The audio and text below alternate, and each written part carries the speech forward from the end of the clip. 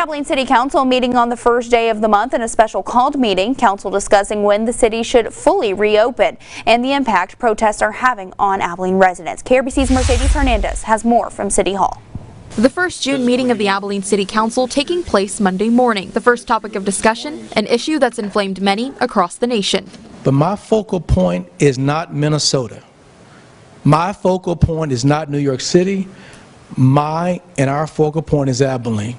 Abilene Mayor Anthony Williams sharing that while the key city does have instances of racial inequality, a number of citizens in this community have worked very, very hard to make Abilene different. Mayor Williams also listing the several committees formed over the years to bridge racial gaps among the community and with police, citing those have created a better culture in the city. But there's little that I or we can do about places elsewhere.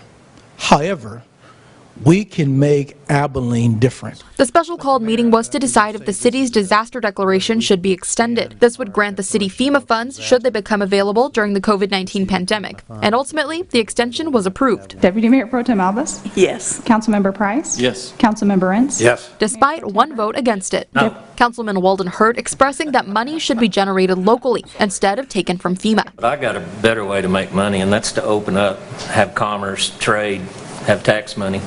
That's a good way to get money for our city.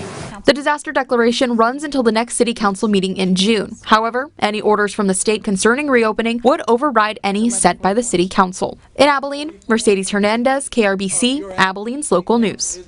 All right, Mercedes, thank you. Mayor Anthony Williams also acknowledged the peaceful protests over the weekend and the Abilene Police Department for being included.